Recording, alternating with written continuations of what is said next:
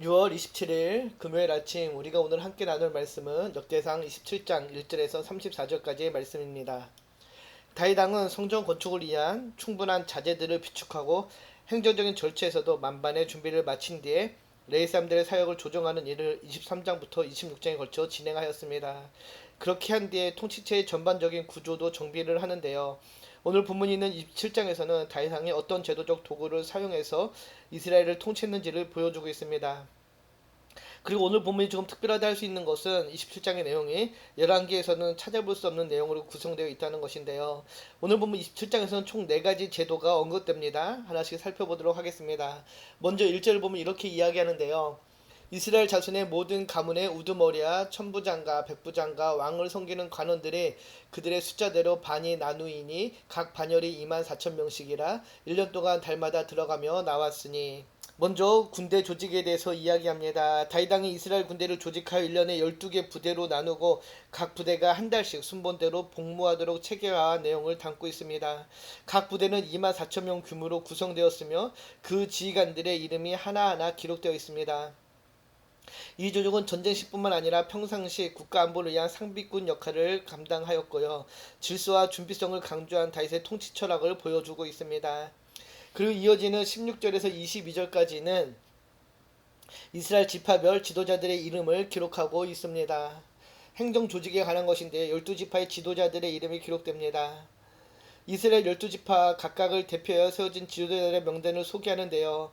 이들은 단순한 행정 책임자나 족장이 아니라 지파 전체를 대표해 왕과 함께 국가를 운영하고 민족을 하나님께로 이끄는 영적 사회적 리더였습니다. 각 지파는 고유한 특성과 전통, 인구 구조를 가지고 있었기 때문에 한 나라 안에서 통합된 질서를 유지하기 위해서는 각 지파를 대표하는 지도자들이 필요했습니다. 이 명단을 보면은 하나님께서 공동체 안에서의 질서와 대표성 그리고 역할의 분담을 매우 중요하게 여기신다는 것을 알 수 있습니다. 각 지도자는 단지 관리자가 아니라 하나님의 백성을 섬기는 청지기로서의 사명을 지녔습니다. 또 이 명단은 다윗이 통치 말기에 모든 지파를 균형 있게 세우고자 했던 의도를 보여줍니다. 12지파 모두가 배제됨 없이 참여함으로써 민족 전체가 하나님의 언약 백성으로서 동일한 가치를 지녔음을 선언하는 구조이기도 합니다.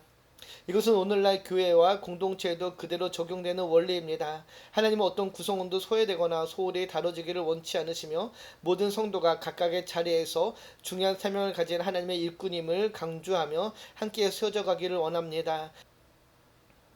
결국 이 지도자들의 명단은 하나의 조직표를 넘어서 하나님 나라의 백성에게 공동체적 책임과 협력이 반드시 필요함을 상기시키는 메시지이기도 합니다.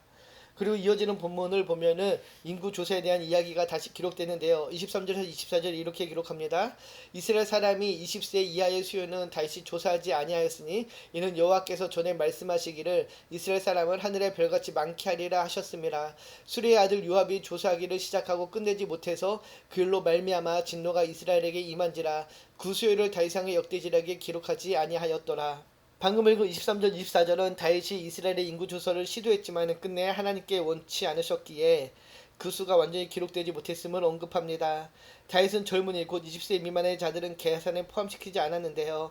이는 하나님께서 이스라엘 백성을 하늘의 별처럼 많게 하시겠다고 약속하신 그 언약을 신뢰했기 때문입니다. 그러나 3월에서 24절과 연결해서 보면은 이 인구조사는 하나님의 뜻에서 벗어난 행위였으며 교만에서 비롯된 시도로 평가됩니다. 하나님은 단순한 수의 많고 적음이 아닌 그분을 의지하는 마음을 중요하게 여기시기 때문인데요. 결국 이 일로 인해 하나님의 진노가 임했고 역대기 저자는 이 사건을 회고하며 하나님의 뜻을 따르 결국 이 일로 인해 하나님의 진노가 임했고 역대기 저자는 이 사건을 회고하며 하나님의 뜻을 따르지 않는 결과를 조심스럽게 드러냅니다. 이 구절은 우리가 사역의 규모나 사람의 숫자에 집착할 것이 아니라 하나님의 뜻과 언약에 더욱 집중해야 함을 경고하고 있습니다. 다윗의 의도는 좋았지만 방법에서 하나님을 신뢰하지 못했던 것입니다.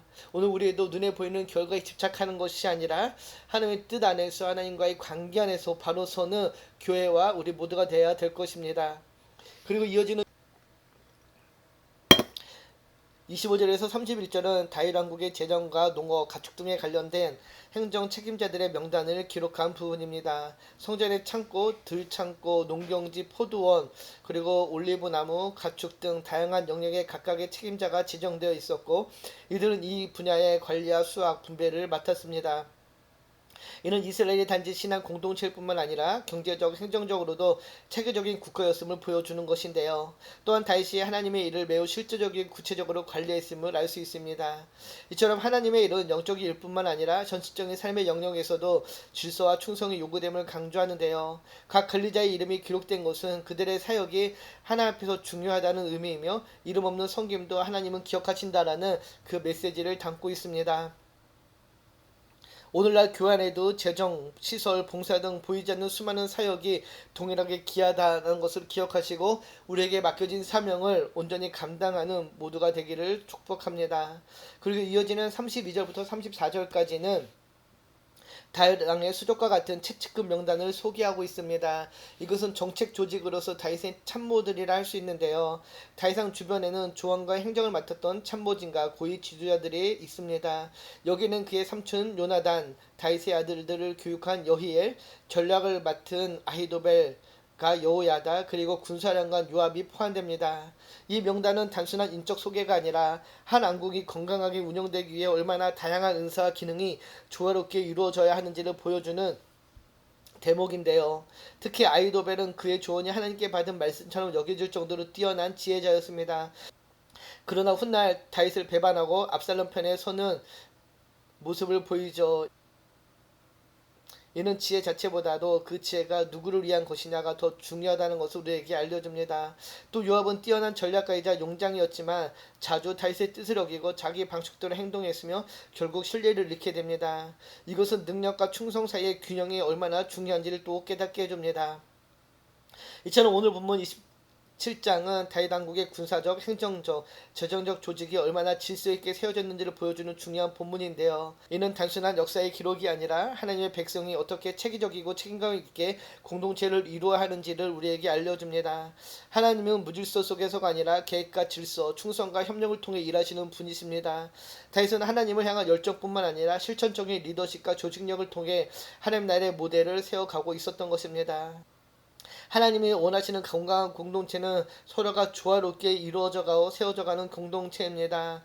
드러나진 않지만 수많은 섬김과 책임이 결코 하나님 앞에 사소하지 않다는 것을 기억하시고 오늘도 작은 것에 충성하는 우리 모두가 되기를 주님의 이름으로 축복합니다.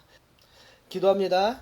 참 좋으신 하나님 감사합니다. 오늘 아침 역대상 27장을 통해 하나님께서 당신의 나라를 얼마나 질서 있고 체계적으로 세우셨는지를 보게 하심에 감사드립니다. 다윗이 세운 군대와 행정 조직 속에서 하나님께서 무질서가 아닌 질서 속에 일하시며 모든 영역에 당신의 통치를 드러내시는 분심을 깨닫게 하심을 또한 감사드립니다. 우리 각자에게 맡기신 자리에서 충성되게 또 겉으로 드러나지 않아도 기쁨으로 사명을 감당하는 주의 일꾼 되기를 소망합니다. 수많은 일이 기록된 것처럼 우리의 작은 헌신도 주께서 기억하시는 줄 믿습니다.